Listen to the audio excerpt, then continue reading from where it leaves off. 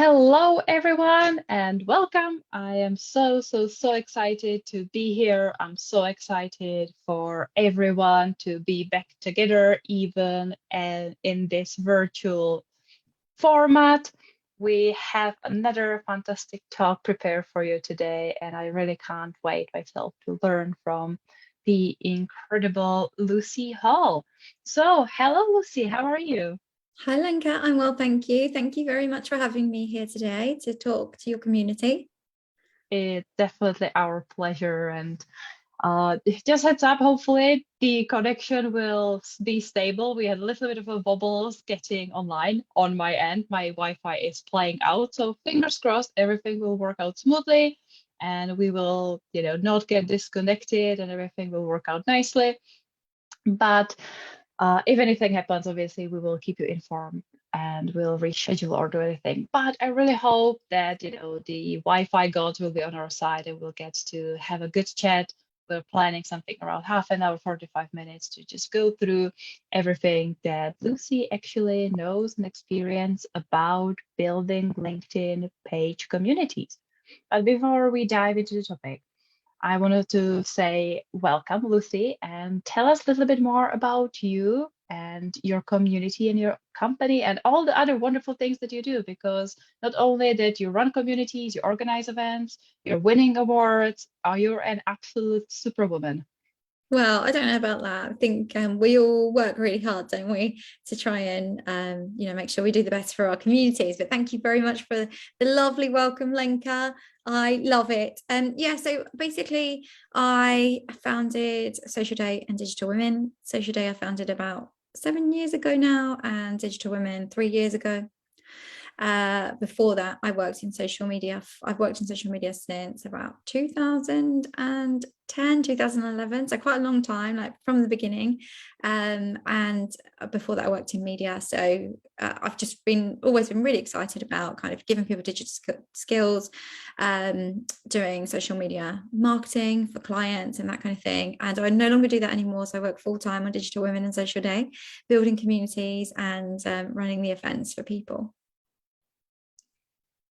It's wonderful. And I've been to quite a few of your events. I've been to SocialDay and I've watched everything. And then obviously with the efforts that you do for the community with Digital Women growing so fast and then bringing even Digital Women Awards, which is an incredible effort to really highlight and shine light on more incredible people in this sphere.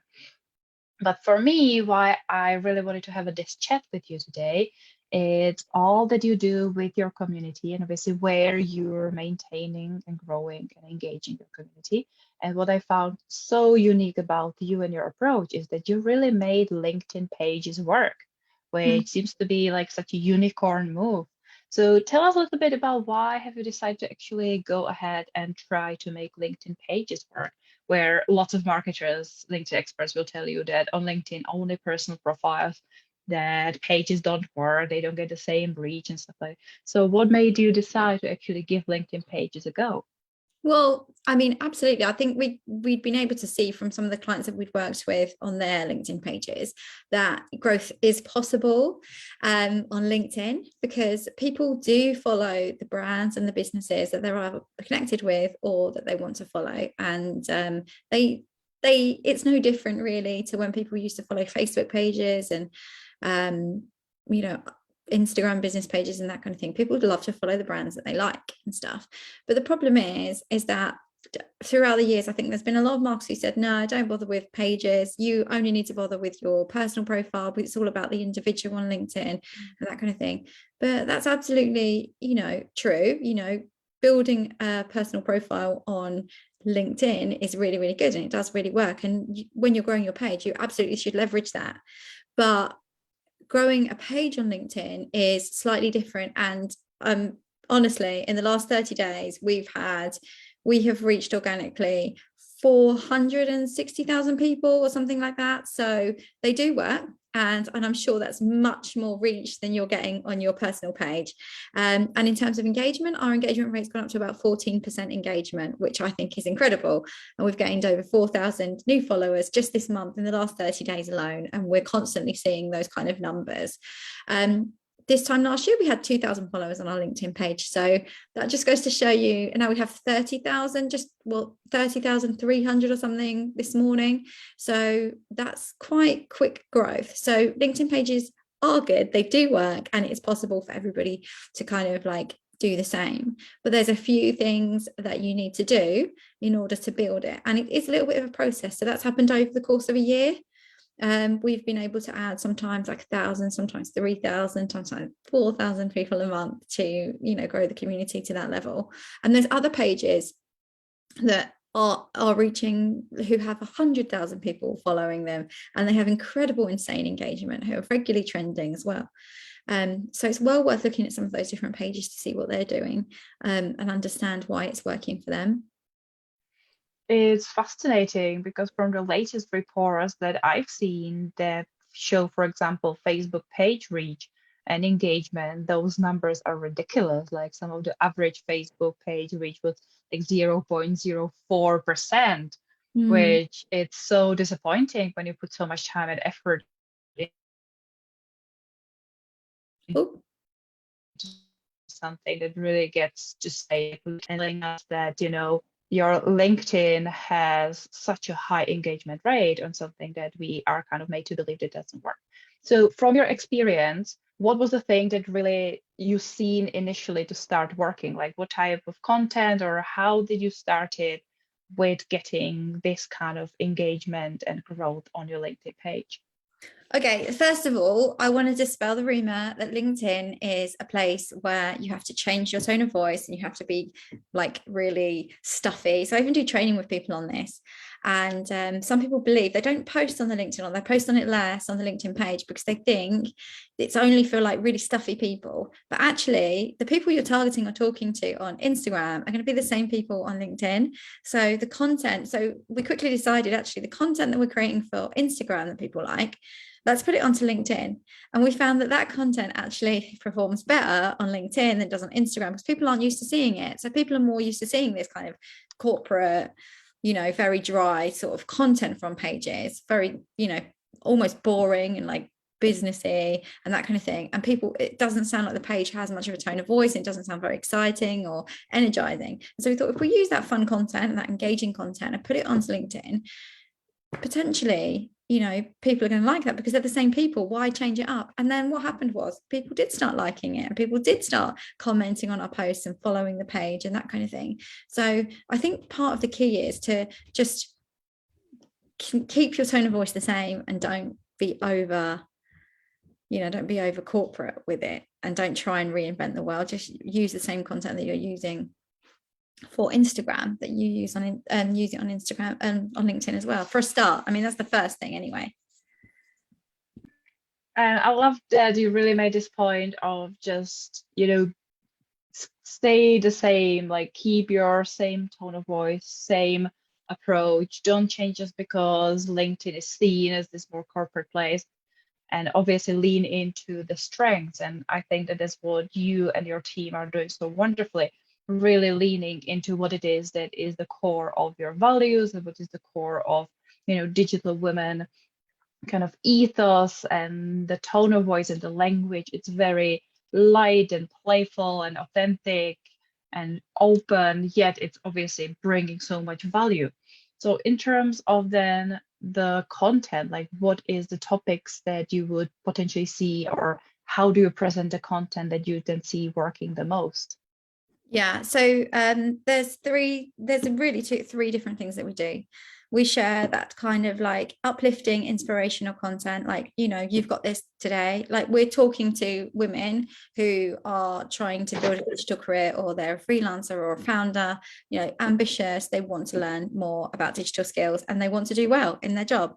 So you know, it's that kind of content that's like uplifting, it's upbeat, it's like, you know, you've got this today, like what have you done today that's got you, that you can be proud of, that kind of thing. So that's uplifting, that's kind of core to, you know, who we are as a community. We like to make sure that, you know, women are celebrating themselves and that they feel empowered to do so.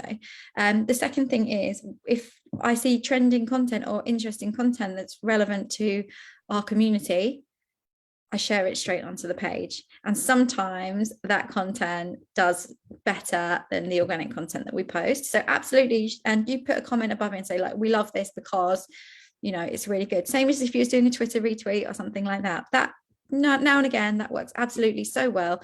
And, you know, the more people that are interacting with that kind of content that's good, the more people are going to see your page and the more people that are going to follow it. So that's really good. So sometimes you don't have to put in all the effort to actually create the content because there's great content out there already that your audience will be interested in. So that's the second one. The third one is educational content. So we do a lot of talks and training and that kind of thing within our community. And we have hundreds of skill sessions and we've got hundreds of blogs that we've written. So what we do is we repurpose that content into slideshows, which you can create a PDF and you can download it and they can stick it up for anybody who doesn't know that you can do that. And the slideshows are really interactive because some of the posts are things like what is an NFT and how does it work and that kind of thing. And we create that and upload it, and you know, it's almost like people don't have to go out and read the whole blog post because they can get the content from the carousels and that kind of thing. And just as they perform really, really well on your personal profile, they also perform really very well on your page. So that's really the type of content that we're creating and sharing. So it's going back to understanding who our audience is, what is it that they want, and how can we engage them with the content that we create. There's another thing that isn't necessarily about us posting content, it's polls. So some of our polls getting thousands and thousands of people answering them. Not only is that a good way to interact with people and engage people in your page, on your page, it's also a really good way to find out what they want in the future, what they're interested in. And I'm always surprised when I create a poll for the LinkedIn page, because I always think, oh, I bet they're going to say this, and they totally say the opposite thing. That's why it's so good to do that, because then you know more about your community right away, and then you know, this is the type of content, events and stuff that they're going to want. Let's go ahead and create more like that. That's so interesting to really put the emphasis of understanding who the community members are or what they need.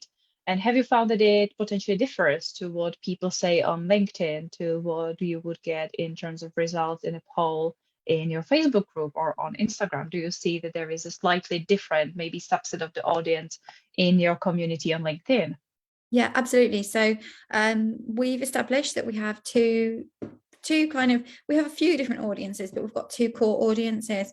And those core audiences are founders and freelancers. So they're people who normally run a digital business, or they, you know, they've got an online business where they sell products and stuff, but it's all digital, and they like kind of want to know what they can do to kind of market their business, or they want to know what they can do to connect with other people and network and stuff. And then we have this another audience, which is women who want to learn digital skills so that they can do better in their career.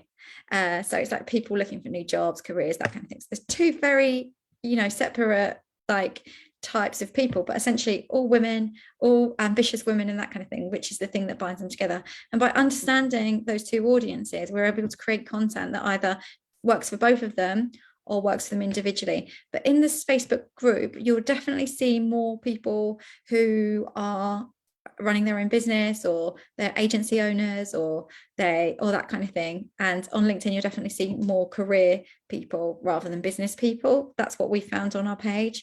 So the answers are slightly different to the polls. Whereas in our community, they'd be much more likely to attend a social day event, or like a digital skills or a digital growth event about how to market your business. Whereas on LinkedIn, they'd be more interested in learning about the future and the future skills that they might need and that kind of thing, which is really interesting. That's so interesting, and also a very helpful way to help others, you know, to understand how to really do the proper little bit of market research and understand to what the audience wants, and then deliver that to them, because then you have a proof of concept that you know what your audience requires and how you can really serve them the best. Absolutely. Yeah, absolutely. And the other thing I just wanted to mention as well, just so I don't forget while we're at this point, is that on your page, you get these really good analytics. They're not amazing, but they're good compared to your profile. And on your profile, on your LinkedIn page, you're able to see who all the job titles are of the people that are connected with you or following your page. You're also able to see what their seniority level is. So are they really senior? Are they entry level and that kind of thing? And again, that's really interesting. And you know, for some people, they're like, oh, I don't want to grow my page, or I don't want to grow my social media following, I just want to use social media to kind of connect with people and that kind of thing.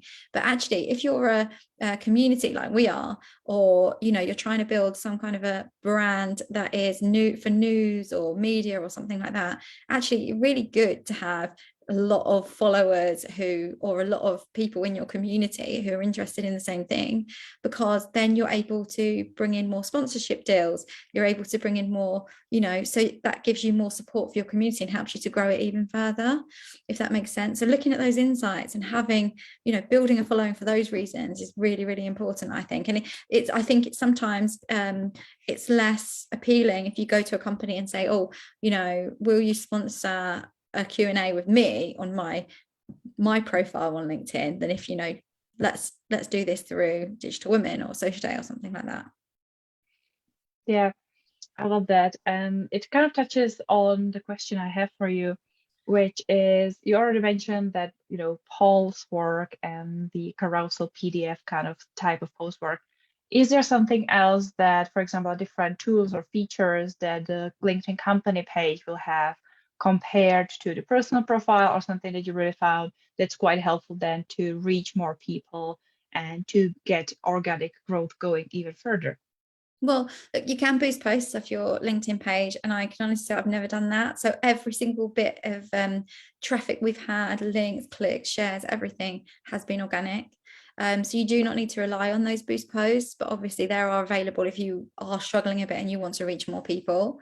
And I'm sure at some point as more people take on pages, just like they did with Facebook, you know, this might be something you'll need to use more and more, or the advertising will be something you need to use more and more, you know, which is fine, it happens. It's great to ride the wave of organic content while you can. In terms of different features, actually it's mostly quite similar, apart from the fact that you can add your employees to the page, the company page, which is really good. Employee advocacy is very important. The insights are really good, so it will tell you when there's been some employee advocacy. So if you're the people who work in your company are all connected to your page and they tag your page somewhere, there's a tab that says employee advocacy, and then you can see what people are saying about your company who work there. And I find that really, really good. And also it's just, you know, the jobs that you can add, and company representatives and that kind of thing. There's like a lot of information you can add about your business that's different that you can't add to your profile. Again, if you have your company page on your profile, so as a person, if you say I work at, you know, Cambridge Social Media, and then you tag your page to your profile, again, that gives your page more exposure. So there's you as an individual and a personal brand, but you have a company, and it's the company or the business or the community that you're trying to sell, essentially, not just yourself. Yeah. And talking about some of the differences on profiles versus pages, we have a question from Lillian, who's asking if does product spotlight or selling work well? And I think I would want to start from a perspective. You can have showcase pages. So how would you potentially on a LinkedIn company page use the showcase pages, or could you explain a little bit more about how they work, what they are, and how they could be used for example, for selling? Yeah, well, actually just had to reply to remove and showcase page. I found it pretty, for us, it wasn't a good idea. So we basically had our main page, which was Viso Media, which I'm not part of anymore. SocialDay and Digital Women is its own entity now. And so we had to apply to get that taken off the showcase page. It's with the showcase page, it's actually not as good as just having a main page. So if it's different things that you're showcasing, fine. Or if you like a main company, like a big, I don't know, I'm just trying to think of a company name. All I can think of is like companies that have died, like Woolworths and Blockbuster. They're the things that come to my head. It's only because I was writing something about, you know, are you going to be the next Blockbusters and that kind of thing. But anyway, so think of a company that has lots of kind of like different like regional parts of it or something like that. Create showcase pages for them, for example. I personally, for what we do not use showcase pages because there's no point to it. Maybe perhaps you could do it for different events. You have awards, perhaps like we have Social Day, you might do a showcase page, could be the Social Media Marketing Awards, for example, that kind of thing. But you can also add events as well to pages, which is really good. The other thing that I like is every month you get 100 invitations. So you can invite your connections to like your page. And as soon as somebody accepts the connection, you can then invite someone else. So there you go. You're getting 100, but it's almost unlimited as long as people accept the connection request, which is quite good. The follow request. Which is really wonderful, that obviously you don't want to be blankly inviting everyone if you really know that not all your personal connections are relevant. But I presume this would then work for everyone who works in the company. It's not just you, it's anyone who is an admin of the company, and anyone who works for the organization then can have this, and you can go through all of your connections individually. So basically you can then pull the resources of your individual profiles and then pick and choose who would be the right decision, who would be the right person for the company page and to really belong to this community in particular. Yeah, absolutely. Also, I think, it's really important to remember that it's just another channel to talk about your company or to build community on. And you do have to decide again, like, is this the right platform for me? Like, are the people that I'm targeting on LinkedIn? So if you create like cakes or something like that, then maybe Facebook and Instagram is a little bit better because people aren't necessarily going to be looking for cakes on LinkedIn. Well, not the volume of people that you'd probably like. So just think about, is this actually the right platform? If it's professional services, then definitely. If it's a community like, that's aiming at professionals, then definitely. But if it's, you're a local cake shop, then it's probably not the right place to be. You can do so much better on Instagram. And actually, we should put a lot of focus into Instagram, but actually, I put a lot less focus into Instagram now because LinkedIn pages get so much better reach, like the reach. And it's not just the reach, the engagement. Even though we know our content's good, the content we post on Instagram and LinkedIn is similar. The content performs so much better on LinkedIn for us just because that's what the headspace the community are in. Whereas on pages that I sell products on Instagram, they perform, amazingly compared to, So when we're then comparing the content, do you see also different type of engagement that you would get more, be it, likes or comments or shares? What would be the type of engagement that you would see the most prominent on LinkedIn and that you really found that is the most interesting and helpful, obviously, for you as a company for future growth? Yeah. First of all, I think it's important to say as well, like when you're comparing LinkedIn and Instagram, that on Instagram, I think the sort of content that we create, lots of people are creating in the same area. And so therefore it's just busy. And so you can't really cut through so much the noise. Whereas on LinkedIn, the same kind of content that's kind of like educational and engaging does so much better. But the thing that I do, like before we talk about like the kind of sort of content that's working, is just having a plan for the content is really, really important. Just knowing like what you're going to post and when you're going to post it. So you don't have to have a big spreadsheet. You don't have to put it all into Agorapulse or whatever you use. You could just literally write down, right, this is what I'm going to post today, this is what I'm going to post tomorrow, this is what I'm going to post the next day. I need to go and create this stuff. And if the only thing you do is just write down what it is you're going to post and why you're posting it, like that's a massive achievement, so that you don't go every day, oh, what is it that I'm going to post? Honestly, some posts do really badly, some posts do really well, and you have to learn from that and see what's working and what's not. So like I said, those three things, these are the things that work really well. The carousels work really, really well. The engaging posts where it's like, what have you achieved this week? You're doing really well, keep going, that kind of thing. The positive stuff works really, really well because not a lot of people share it on LinkedIn. And yeah, the other one is like the the polls and that kind of thing work really, really well. And having a plan to know what sort of content you're going to post each day is really important. And then also making sure when you're scrolling your LinkedIn feed, if there's something that's doing really, really well, you think, oh, our community would like that, or our people will like that because I love it as well, and you share that, if it does, that is likely to do really well as well, which is going to bring more people into your page. I don't think there's, Lenka, as with all of the different social networks, there's not really a silver bullet. Like, the most important thing is that if there was a silver bullet, the silver bullet would be know who your customer is, who you're talking to, and what it is that they're interested in and what they like, and give them content that are going to eat up and they're going to love and they're going to enjoy and they're going to want to share and comment on and like and that kind of thing, and tag their friends. You know, that's what you're aiming for any platform. So that you can draw the right people in. It doesn't have to be hundreds of thousands of people. I'm saying we have 30,000 people who like our page, who are following our page on LinkedIn, and they're the right people. But if I had 100 people who are the right people, that's just as good. You know, I think it's just more important to have the right people, and you're sharing content that is really good for them, that's going to help them to take some kind of action, so that they later become, you know, whether it's a paid community member or, you know, a booth sponsor, or, you know, whatever it is, or they buy your products or your services or your one-to-ones or whatever it is that you do. Having a plan is really important. All of the tactics are great, but a plan, you can't beat it. Absolutely. Understanding your audience and having a plan is such a crucial thing. And as you said, it doesn't have to be super complicated, it doesn't have to be a massive plan. It just needs to be a simple couple steps of this is what we are planning to do.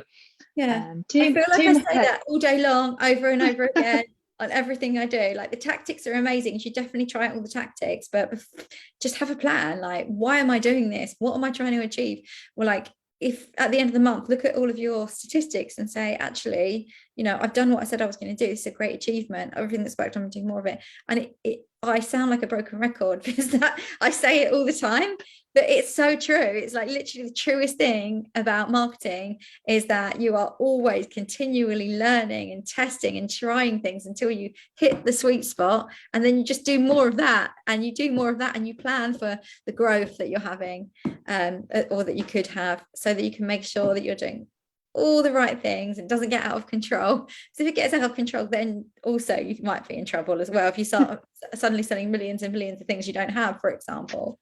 So yeah. We have an interesting question from Tim, who is asking, should you post everything you post on your profile to your company page too? Which is interesting, as you said, if you're a personal brand, for example, and you're trying to build then more of the brand presence as your company, and you're trying to build a community audience there, how do you decide then which content you would share where? Right, if you're a personal brand, you don't need a company page. So if you're just you, but if you have a company, then create a company page, and you can leverage your personal brand. So for example, one thing that I did was I said, I'm doing a free digital meta training certificate. So I'm a Facebook, well, it's called Meta now, Meta lead trainer. So I do training on how to get your Meta Digital Marketing Associate exam passed, basically. So your little badge that you get to say that you're good. And so I said, I'll do this for free. I posted it on my LinkedIn. Well, that's really, I don't need to rewrite the post for Digital Women. I just shared it onto my page because it's relevant. So what you're thinking is this relevant for my page as well? If it is, then yes, just share it in. If it's not particularly relevant, you just want more people to see what you're posting, then just don't do that, because that's really self-serving. Don't think about yourself. Think about your people, your community, and what it is that you're trying to achieve for them, what you want them to achieve. Likewise, everything you post on your page, you could it always gives you a little nudge anyway when you post something on your page to share on your personal profile anyway. And again, if it's relevant to the people that follow you on there, share it. I try and share as much stuff as possible onto my personal profile. The other thing is just doing all of this stuff on a regular basis, like being consistent with it, is also very, very important. I think it's really important that I get that point in before we finish the session. Yeah, and it's interesting how nicely the conversation leads to the next question, because Dan is asking, he says that I find with LinkedIn that it will often display posts from days and weeks in the past on his timeline, which differs from, for example, Twitter. Should this influence how many times we post the same piece of content, or overall the posting frequency on your LinkedIn page? Sorry, say that again. So what would you, what would you recommend in terms of posting content on your Oh, LinkedIn page? How frequently, and would you repeat or reuse the same or similar yeah. type of content? And if so, how often? So again, it's different for everybody. So looking at your insights, seeing when people are most likely to engage and that kind of thing. If you're in a different country, or people who follow you work in a certain industry, they might be less likely to look at the page at certain times of the day or in the morning and that kind of thing. So let the data influence what you're going to do next. That's really important. I ensure that we post a minimum of once a day. Sometimes I post 3 times a day. I don't know what the algorithm, the only thing I know about the LinkedIn algorithm is that if people like the content and they start liking it at the start and they start commenting it at the beginning, then it will show it to more people and then more people, and then if more people comment, it'll show it to more people, and then it will show it to their connections and that kind of thing as well. So if the content's good, I don't think it really matters. So again, it comes back to content. If the content is for your customer and it's not self-serving, you're not every time I post something that's like, do you want to become a member, come and buy our thing, nothing. But they are very important posts to post, because you need to let people know they can do something else. But they're not engaging posts. If you're saying like become a member, that's not an engaging thing. You're just telling people do something. You have to engage them first before you start putting these other posts out. But in terms of how many times to post a day, it doesn't matter. Like, it's up to you. You're going to learn the more, but please post every day to start with, so you can see, you can look at the trends, post at different times of the day, maybe post 3 times a day one day and see if that works, and try and make up your own mind as to what, is working for you, because it's literally different for every single person. I love it because I think people would love to have like this, if you do all of these things, that's 100% going to work, but it's not. It's just different for everyone. And it comes back to being a bit good at creating content and knowing who your, audience is as well. I love that, in marketing, the number one answer is it depends. Yeah. And the number 2 answer is, well, you need to experiment and find out for yourself what works for you and your audience, because it's ultimately the only 2 really rules that will work anytime, that you can say that these are the holy grails of marketing, especially digital and especially social media, where that's there going to isn't. be my next post. The 2 things, it depends and experiment. Exactly. Love it. Yeah. So in terms of really going into the growing the audience, knowing the audience, and really putting the content out there, I love that your overall message is don't look for the tips and tricks and tactics, because there could be lots of advice in terms of social media that says, well, you have to use 3 hashtags and you have to be doing this and you have to be posting at this time of a day. And there are so many little details that often people can get sucked into and worry about, rather than looking at it from the perspective you really nicely shared here, from knowing your audience, doing what the audience needs and tells you what they really love. But also, I loved your point that you have to sell, you have to promote, you have to tell people what you expect them to do. That obviously it's all nice and inspiring and engaging and entertaining and educational. But if you don't tell them, hey, we have this, do you want to buy it? Or you have this, you can actually get more. Then how would you expect people to know that? And Linka, I feel like people get disheartened because they might create this really great engagement on the educational post and that kind of thing, and then they'll share a post that says, come and buy our thing, like come to our event, buy a ticket, do whatever it is you want to do, and the engagement rate and the likes are low.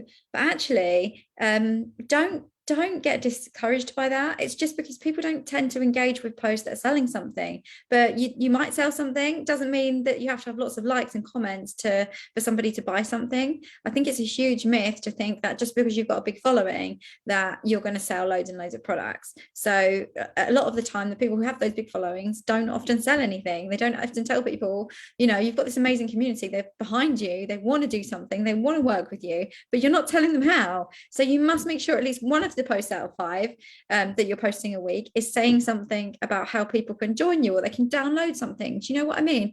Often when we put like download this guide, it might only get 5 interactions or something like that, but then it might get 20 people downloading it. So it's not a true reflection. The engagement isn't always a true reflection of the sales that you're going to achieve. I think the kind of outward, the public engagement that everyone can see, the likes and the comments, could be very misleading in terms of the understanding what the analytics is actually telling you in terms of what is then the traffic that the page is on its own sending to a website. Because we all know the rules that say don't share links on LinkedIn, keep it on LinkedIn. But that doesn't mean that from your profile, people will not go to your website. Thing is, with this sharing, don't share links, this is ridiculous, because if you don't share a link, then people cannot find out where to click. And I used to do that. I used to think, well, let's try these tactics, put the link in the first comments box, and then you got people commenting like, well, where's the link? And it's like, I'm just going to put the link like in there from now on, because like there's no point in just like trying to get a few more people to see it, but when they can't actually do the thing they want to do, which is click on the post to go and buy a ticket or go and do something they want to do. So those tactics, yeah, all right, LinkedIn might show it to a few more people to keep you on the platform, but those people aren't going to know what the hell to do because there's no link to click on, and they can't be bothered to then go to the comments box underneath as well. I love that your overall message is just, don't play into any hacks and don't worry about any tricks. Just do genuinely good job in creating relevant, interesting, meaningful content and tell people what you want them to do. Because sometimes it is consume this, learn from this. Sometimes it is, comment and share your thoughts. And sometimes it is, click this link and buy what we're selling because it's amazing.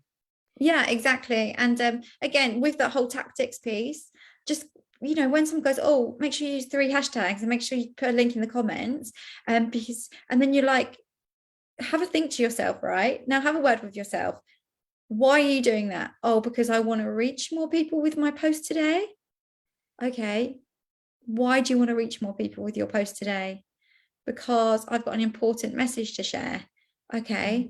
Well, then when I've shared this important message, what do I want people to do? And if you're not going to sell anything, or you're not going to tell people what to do, and you're just sharing like, oh, this is a pretty picture, and by the way, we might be doing this thing or whatever, just to get likes or people seeing it, or LinkedIn sharing with more people, then you're doing it for the wrong reason.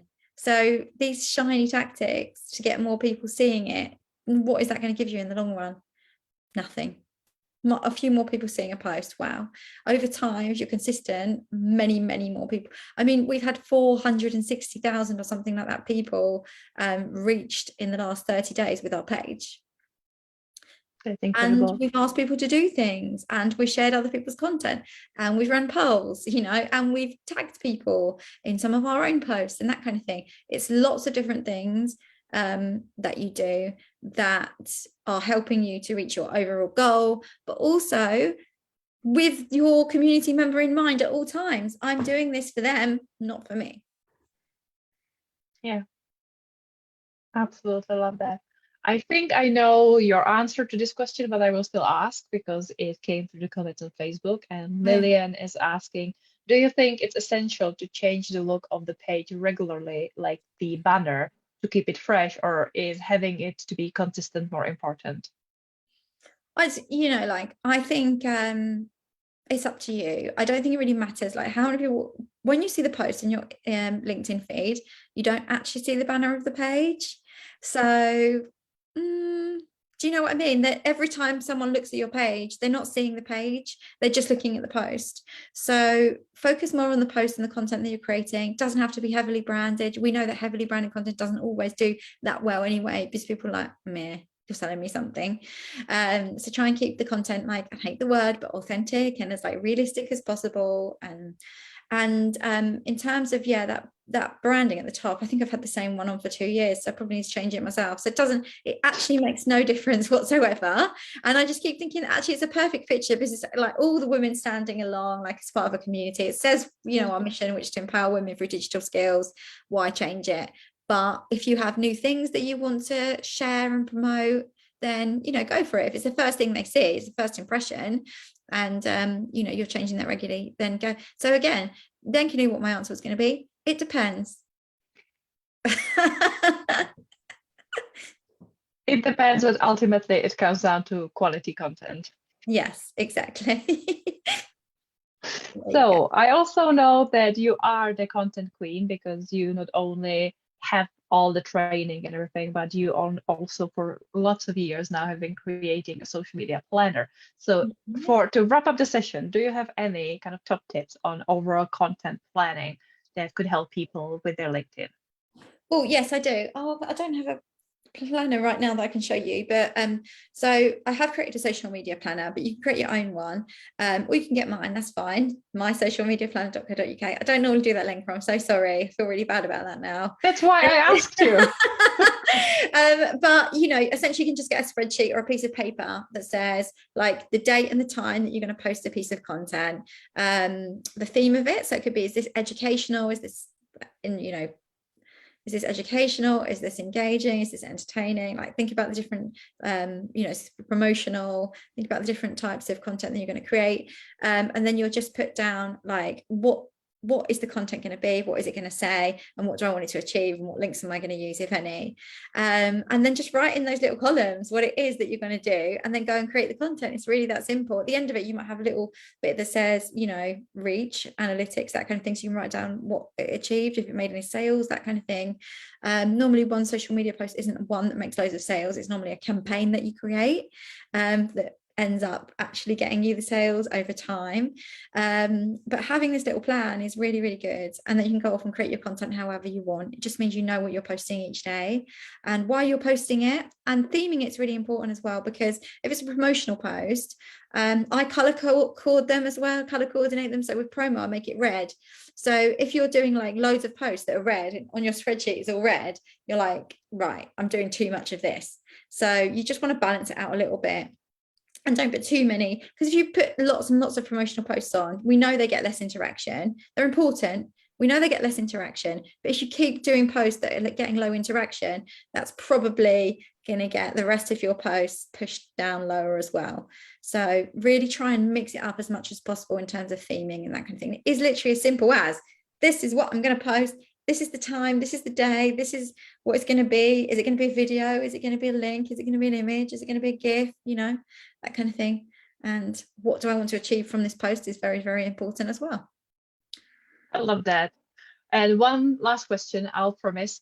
We know that especially Facebook and Instagram are heavily pushing for video. Video is everything, reels, fast-paced. But LinkedIn seems like a different kind of a beast. And I know that lots of our community might not be the one super comfortable with video. They feel comfortable with other types of media. So do you think that video is a must for LinkedIn, or do you think that this platform in particular maybe doesn't require as much of a video input as some of the other ones like Facebook or Instagram? Yeah, well, actually, we post so much less video content on LinkedIn, our LinkedIn page, than we do on the other channels. And at the moment, so far, so good. You can live stream on your LinkedIn page now and again, which is quite good. Again, if you don't promote that well, no one's going to join it, because they're just going to see a pop-up, oh, let me watch a session for an hour, because they're probably at work or busy or whatever. But yeah, I mean, you should experiment with video where possible. Again, it's about experimenting with different things and seeing what works for you. But again, if it doesn't work for you creating video, don't do it, because you don't want to waste your time and anxiety on that. However, if it does work, but you're just not very confident to do it, then you just need to get the confidence, because this is your business after all. This is your client's business after all, and you need to make it work. I love that. I really love that we don't have to do everything that other people are doing, but you're kind of giving us the permission to really do for what works for us and find out. Yes, sometimes in running a business overall or upskilling any skills, it means we need to step out of the comfort zone. Yeah. But it doesn't mean that we only have to do video, we only have to jump on all the trends. Yeah. So there are other ways of achieving incredible results without doing that. Yeah, I mean, do you know what? It's the same with Instagram Reels. It does make me fed up, Instagram Reels, to be honest, because they do get so much more. And I posted an Instagram Reel yesterday on my own Instagram, and it was like a 2-second long reel of some magnolias that I went past. It was like totally unrelated to my business or anything that I do. thousands and thousands of views. Like, it's ridiculous. It's like, this is just a picture of some, I know it's spring and everyone's excited and everything, but this is literally going to do nothing for like me or so. I'm just saying, so that I reckon most of the content that goes really viral or gets like loads of hits and views is normally totally unrelated to your business, and it's not going to get you anywhere closer to your goals, basically. Apart from maybe people think, oh, you're cool. It's like, now you've got a picture of some magnolias on your profile or whatever, but think about it. I absolutely love that you're being so real and just saying it out loud how it is that, going viral or having a content really outperform the rest, but without the actual right meaning, the right content, the right depth, the right targeting for the audience Yeah. actually means absolutely nothing. Yeah, absolutely. So we have one last question, and it's from Claire. She asked, how long would you experiment for until you say this is working for me or this isn't working for me? So how long would you give kind of LinkedIn page a try to really see if it's the right thing for you to do or the right place to be? I would say I would do, I know this might sound super long, but I would just at least do 3 months, because some people like a couple of weeks. So yeah, with actually maybe like 2 or 3 weeks, you can get some understanding of your audience. But I think, you've got to be realistic. 3 months actually isn't that long. Just like as a little example, I'd put on a bit of weight over the last couple of years, like a lot of our tags, like having our lockdown cookies. And I'm like, I need to lose like 3 stone. And you think that feels so insurmountable. Like, I need to do this, and you want to do it, like you want it tomorrow. I want to be thin tomorrow, because it's not thin. I just want to feel healthier and look good tomorrow. And that's not going to happen. It's not going to happen in a sustainable, healthy way. If you wanted thousands of followers, you can just buy them, and then you're never going to get any good reach again. Like, if I could just get surgery, and then it's going to cost me all my money, and I'll get really sick probably, and I won't be able to do anything for a few months. So that's not an option really. So what I did instead is I thought, oh, I'm just going to go calorie counting, a bit of exercise, and every week it's like, oh, I've only lost a couple of pounds, I've only lost a pound, but actually a few weeks on I've lost a stone. And I'm like, it's just that little bit every single week, learning what's working for me, starting to pay off. So by the time it gets to June, I would have lost all my weight. Seems ages away, June, but in February, June sounded ages away. But now we're in April, May, June. It's only another 3 months away. And I will have I'm doing it like that because I think it makes more sense to people. Consistently doing things properly over time is going to get you to your goals, and it's going to keep you going, and it's going to be sustainable, and it means you can do more and more and more of it, not just with social media, not just with marketing, with literally everything in your whole life. Little gains every single day. I love that. I think this is a perfect way to close this session, because it's just such a wonderful message to pretty much anything and everything you do, building a business, building a community, building a healthy, happy life, building a marketing campaign. It is a long-term marathon. Not even a marathon. I always say it's like a series of ultra marathons that never end, because this is something that you have to do forever and ever. If you want to have a business, you have to doing it. If you want to have a business, you have to do marketing. If you want to be healthy, you still have to do something about it every single day. So really setting yourself up with the expectation that maybe, yeah, it will take 3-6 months to get somewhere started, but enjoy the journey and look for the marginal gains, for the little bit of signals that this is performing better than the previous one, and adjust and adjust. Absolutely. Wow, well, this was incredible. We got some great comments. Lillian says, thank you so much for this. I love these sessions. Looking forward to more. Lots of helpful information here. So absolutely. Yes. Thank you, Lucy. Thank you so much for being here. Where could people find you? Where is the best place for people to stay in touch and follow all the wonderful work that you do? Thank you. Well, first of all, on the 10th, 11th and 12th of May, we have a 3-day super festival event. The first one is all about the future digital skills. The second one, and all the metaverse and NFTs and that kind of thing. The second one is all about digital to grow your business. And the third day is Social Day. So we're doing them all online, 3 different events over 3 days. So one big festival. So I hope some of you can make that. Social Day is a social media festival, basically. So we're going to try and get some of the big, social media marketing to share some of their top tips, some of the big brands and that kind of thing as well. So to find out about that, you'll be able to find out more if you join our mail list, which is on digitalwomen.club. So you can join the free community there. And obviously digitalwomen.live has got loads of tips and tricks and that kind of thing. You can find me on Instagram, which is lucy.shao, or Twitter, which is Lucy Shao, or Facebook, Lucy Hall, or Twitter, or all the social media channels for Digital Women is digital with a 1. So it's digital, not an L, a 1, and then women. And that's it, yeah. Or my social media planner, or whatever you want to do.